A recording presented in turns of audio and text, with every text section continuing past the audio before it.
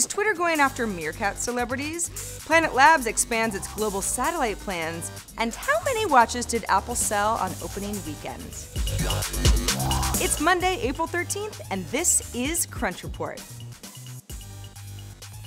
Multiple sources are telling TechCrunch that Twitter has been telling celebrities and people of interest who use Meerkat that Meerkat is dying and that they should instead use Periscope, which Twitter just happens to own. Sources also say that Twitter has contacted some media companies that also use Meerkat and implied that unless they switch to Periscope, the company could cut off media access to Amplify. Now, Amplify pairs media companies with brands to create things like promoted tweets based around video clips, so this would be unfortunate for a media company to lose. Sources also say that Twitter CEO Dick Costolo is among those reaching out to high-profile public figures after broadcasting on Meerkat, claiming Periscope has a broader reach and is a better app overall. The two apps have gotten a lot of comparisons for both being live streaming apps that do a lot of the same things in different ways. Twitter's celebrity outreach team is also said to have gotten involved on behalf of Periscope in what TechCrunch sources describe as very aggressive tactics. I don't know how really aggressive is, but it sounds aggressive. Meerkat built its initial live streaming app on top of Twitter's social graph with communication and distribution systems without knowing that Twitter had acquired a competing live streaming app, Periscope, just months earlier. After launching Periscope, Twitter cut off Meerkat's access to Twitter's social graph, which makes it a little bit more cumbersome to follow Twitter contacts on Meerkat, although users can still share links to Meerkat streams via Twitter. If you look at the competition just by the numbers, Periscope is currently ranked 165 of US apps overall, and number 22 in social apps. This is according to App Annie, with Meerkat trailing at 1,142 overall and 120 in social. The Federal Communications Commission passed net neutrality regulations earlier this year on a party line vote of 3-2, reclassifying broadband under Title II of the Communications Act. Not too surprisingly, that decision is under fire today from U.S. Telecom, a telecommunications-focused trade group which has filed suit against the Commission, calling the FCC's open internet regulations arbitrary and capricious. U.S. Telecom isn't exactly opposing net neutrality, rather how the FCC is approaching it.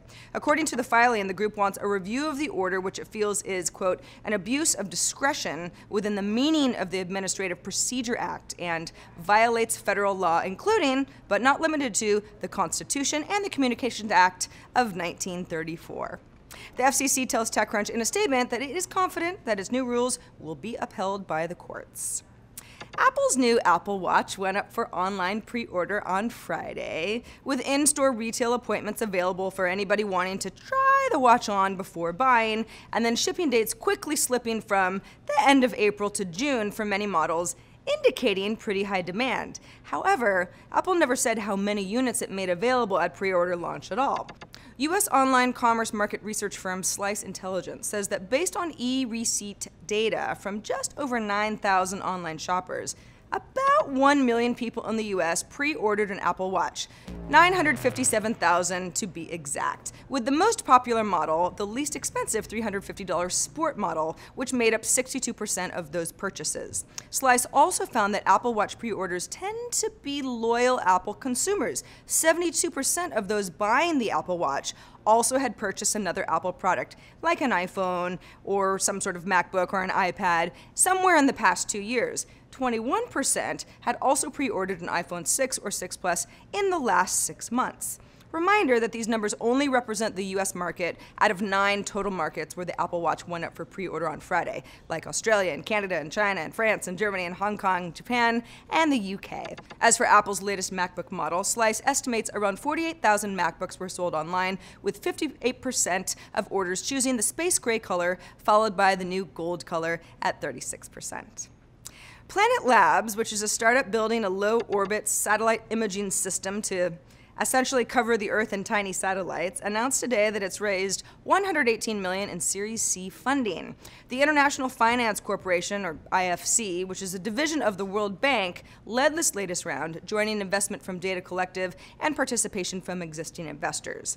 In a post on Planet Labs blog, Kik-Unj Jin-si, who's the global head of venture capital at IFC, is quoted as saying, quote, "Satellite imagery is an important tool for economic development and a disaster risk response, and Planet Labs datasets can help bridge the information gap many emerging markets now face. IFC's investment will help ensure more companies and communities in developing countries have the information they need to grow in a smart and sustainable way."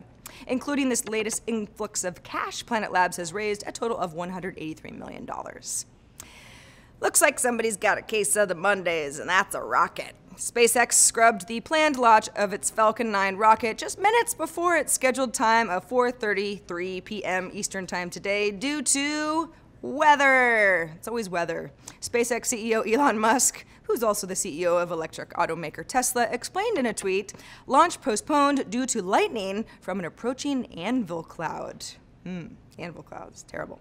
The Falcon 9 is attempting to recover the first stage rocket portion via a barge-based landing plan in the Atlantic Ocean. It's a pretty interesting feat. It's also proving to be a bit of a difficult one. First attempt in January to recover the first stage portion of the rocket with the barge ended in a fire. A second attempt in February, when SpaceX was launching Discover, which is an observatory satellite, was canceled because of rough seas. But don't fret. We may have some success this time tomorrow, because today's Falcon 9 rocket launch is now rescheduled for tomorrow at 4:10 p.m. Eastern Time, weather permitting. And that's the report for today. I'm Sarah Lane. Crunch Report airs Monday through Friday at 7 p.m. Eastern, 4 p.m. Pacific, right here on TechCrunch.com. We will see you tomorrow.